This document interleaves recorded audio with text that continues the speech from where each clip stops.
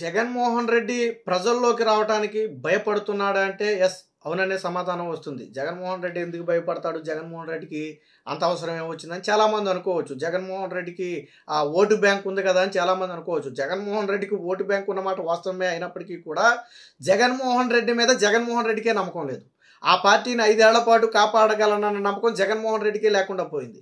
మొన్న సంక్రాంతి తర్వాత ప్రజల్లోకి వస్తున్నానని జగన్మోహన్ రెడ్డి ఎప్పుడైతే చెప్పారో, సంక్రాంతి వెళ్ళగానే ప్రజల్లో తిరుగుతున్నాం, పథకాల హామీలు అమలుపై నిలదీస్తామని చెప్పి జగన్మోహన్ రెడ్డి చెప్తే వైసీపీ సోషల్ మీడియాలో, సోషల్ మీడియా అంటేనే పెయిడ్ ₹5 బ్యాచ్ మన అందరికీ తెలుసు.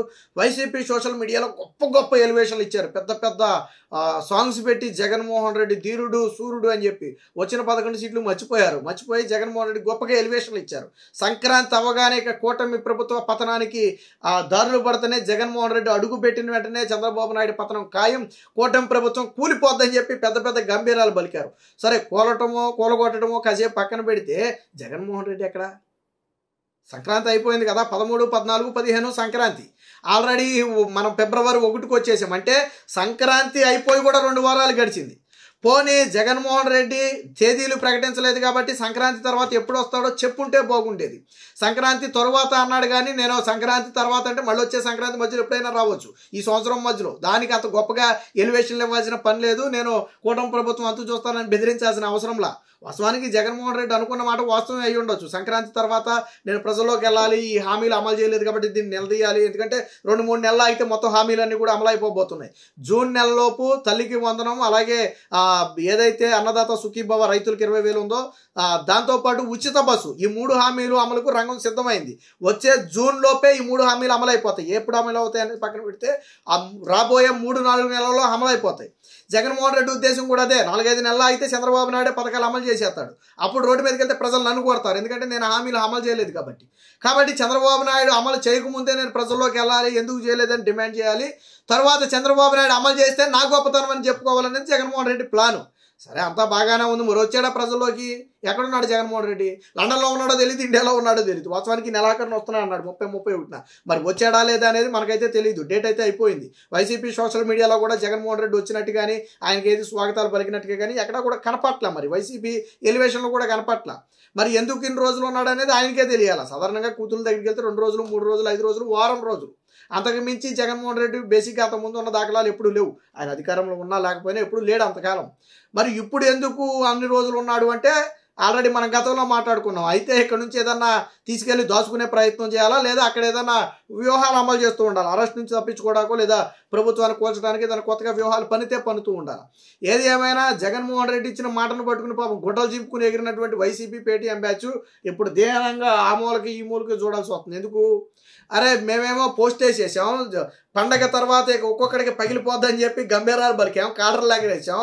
అసలు జగన్మోహన్ రెడ్డి రావడం సంగతి దేవుడు ఎరుగు. అక్కడున్నాడో ఎక్కడున్నాడో కూడా తెలియట్లేదు. అప్పుడు మాకెందుకు చేయమన్నట్టు, ఈ లీకులు ఎందుకు ఇచ్చినట్టు, మాతో ఎందుకు రెచ్చగొట్టినట్టు ఇప్పుడు సోషల్ మీడియాలో అడుగుతున్నారు. జనసేన, టీడీపీ, బీజేపీ కార్యకర్తలు, నాయకులు సోషల్ మీడియాలో ట్యాగులు చేసి అడుగుతున్నారు. ఎలా ఇంకా సంక్రాంతి పండుగ అవ్వలేదా, మీ అన్న ఎక్కడా కనపట్లేదు, ఏదో వచ్చేస్తాడా అన్నారు కదా ఎక్కడ అని చెప్పి అడుగుతుంటే వీళ్ళు తలెత్తుకోలేని పరిస్థితి. దీనికి రీజన్ ఒకటే, జగన్మోహన్ రెడ్డి వాస్తవానికి రావాలి అనుకున్నప్పటికీ కూడా రాలేని పరిస్థితి ఉంది. ఇక్కడ సూపర్ 6లో కొన్ని హామీలు అమలు ఆలస్యమైన మాట వాస్తవమే, ఇంకా జరగని మాట వాస్తవమే. కానీ అవి పూర్తిగా ఆగే కాదు. సాక్షిలో నిన్నటి వరకు విష ప్రచారం చేశారు. చంద్రబాబు గారు దానికి ఒక క్లారిటీ ఇచ్చారు. ఫైనాన్షియల్ క్రైసిస్ వల్ల జగన్మోహన్ రెడ్డి సృష్టించిన ఆర్థిక విధ్వంసం వల్ల పథకాలు 1-2 నెలలు ఆలస్యం కావచ్చు, బట్ అది ఆగే పథకాలు కాదు. జగన్మోహన్ రెడ్డి దాన్ని క్యాష్ చేసుకోవాలని ప్రయత్నించి కూడా రావట్లేదు, ఎందుకంటే మిగతాదంతా సజావుగా సాగుతుంది.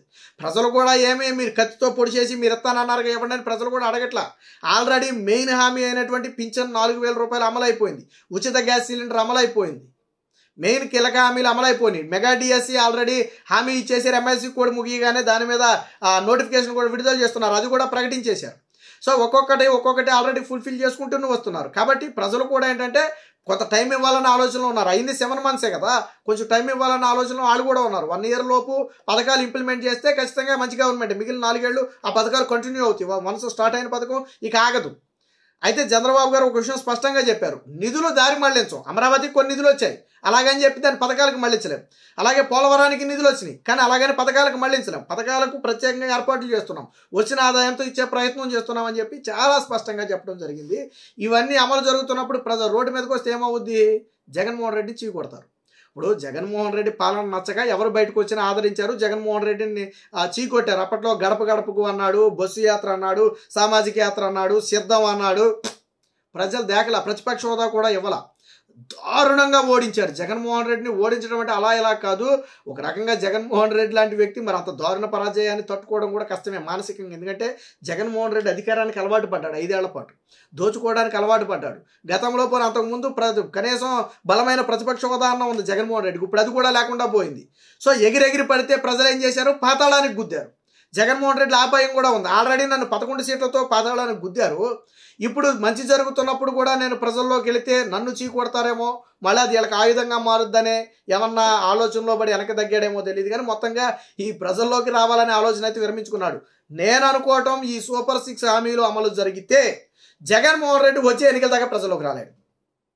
మొదట్లో మీకు గుర్తుందో లేదో, కూటమి ప్రభుత్వం మీద పాపం ఏ అంశాలు దొరక్క, సాక్షిలో న్యూస్లు దొరక్క జగన్మోహన్ రెడ్డిని ప్రజలు మర్చిపోతారేమోనని భయం వేసి ఎక్కడో ఏదో దాడి జరిగితే అది టీడీపీ దాడి చేసింది, ఎక్కడో ఏదో గొడవలు జరిగితే దానికి టీడీపీకి సంబంధం ఉందని చెప్పి గగ్గోలు పెట్టాడు.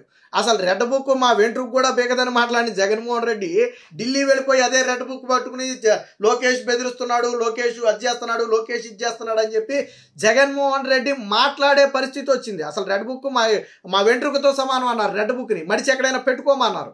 అలాంటిది రెడ్ బుక్కి భయపడి ఢిల్లీ పరిగెట్టాడు జగన్మోహన్ రెడ్డి. ఇక్కడ కాదు ఢిల్లీ పరిగెట్టాడు, ఏపీలో కాదు ఢిల్లీలో అంటే ఏపీలో మరి తలెత్తుకోలేకపోయాడో ఏమో తెలియదు, కానీ ఢిల్లీ పరిగెట్టి అక్కడ రెడ్ బుక్ గురించి మాట్లాడే ప్రయత్నం చేశాడు. అది కూడా బూమ్రాంగ్ అయింది. నువ్వు ఏపీలో ఏడవలాగా ఢిల్లీ వచ్చి ఏం మాట్లాడతావని చెప్పి అదేమి జాతీయ ఇష్యూ కాదే, అదేమి నేషనల్ ఇష్యూ కాదే, అదేమి కేంద్ర ప్రభుత్వాన్ని నిలదీసే అంశం కాదే.